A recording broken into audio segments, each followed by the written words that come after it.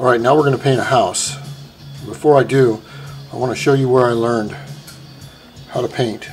I learned at Four Seasons Color, which is here in Walla Walla, our college place.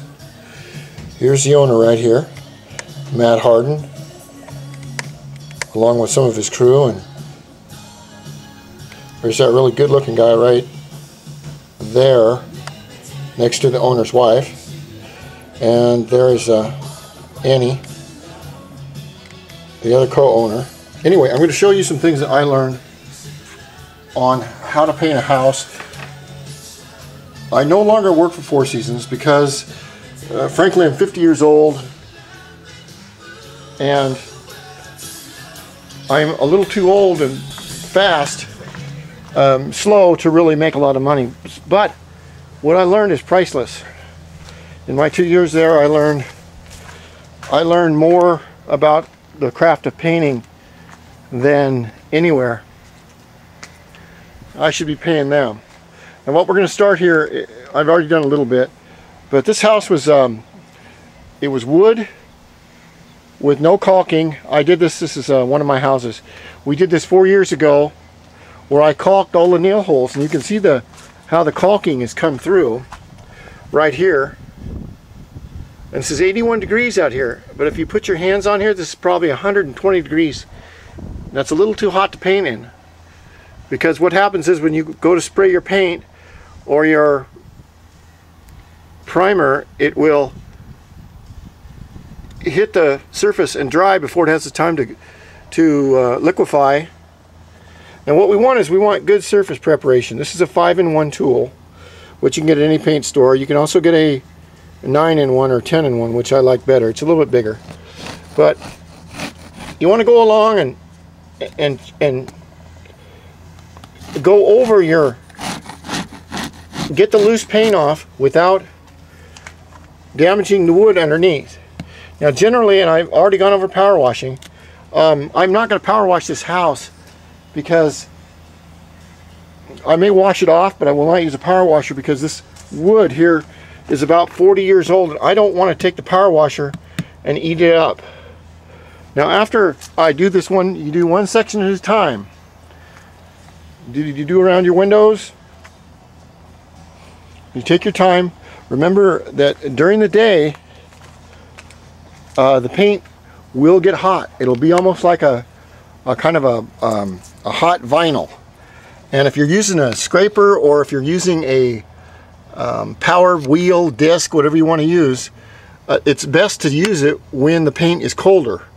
Because if you get the paint hot, it acts like a hot plastic. So the colder it is, the better it comes off. But not too cold.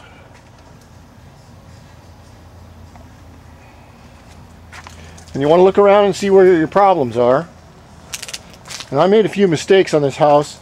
I painted this house before I learned the fine art of painting.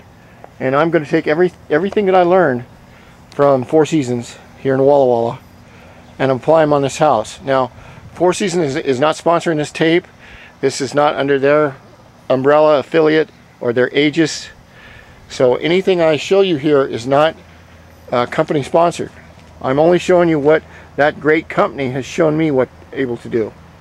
Now what we have here is, this is the sidewall and this is your trim.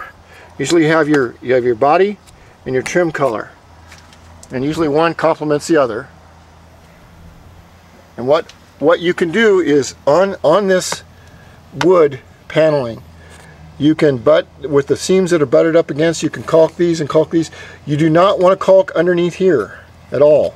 Underneath here is where you think, well, okay, I'm going to caulk that up and the house won't will be more insulated. Well, that's true and it's not true.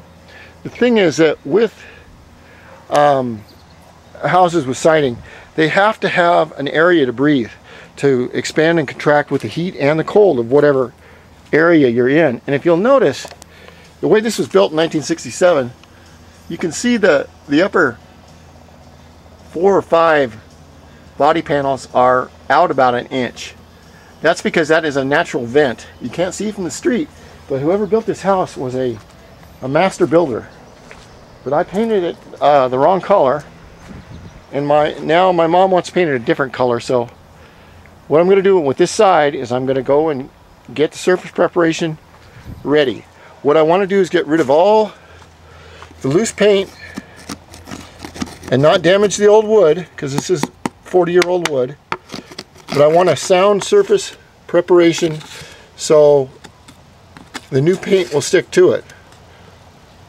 So that's the first thing I'm going to do. I'm going to go over this real slow. I'll just show you how one man does it, paints a house by himself, and I'll show you how to tape windows, how long to keep the tape on there, how to keep the ground cleaned up, how to take care of your bushes from getting any overspray, what products we're going to use. And remember, we have to take care of the weather too. You cannot paint in the rain. You cannot paint in high humidity, because paint is, water is the base from which the paint is used as a solvent to apply itself onto the house, onto the body or the trim. We will also paint the doors. And there's special ways to paint doors. There's also special rules about painting your power boxes, which I will show you, which not a lot of people know about. Very simple rules that will come in handy, and they will make common sense. And I'd like to show the world what I've learned, and I'll put this on YouTube, and I will show you the way I do it my way, and the proper way to do it. If you want a long-standing paint job. Now, another thing I will show you, one more thing, is up here, if you notice the damage on a house is just like the damage on a Dio motorcycle engine. If you can see the symptoms, you can understand where the paint is failing, or what the house is trying to tell you as far as what problems it has. So you just don't cover the problem up, you fix it. Because if you're going to spend all this time painting, you might as well spend a little time and do it right. Okay, now we will go over color selection, why and what, color sheen.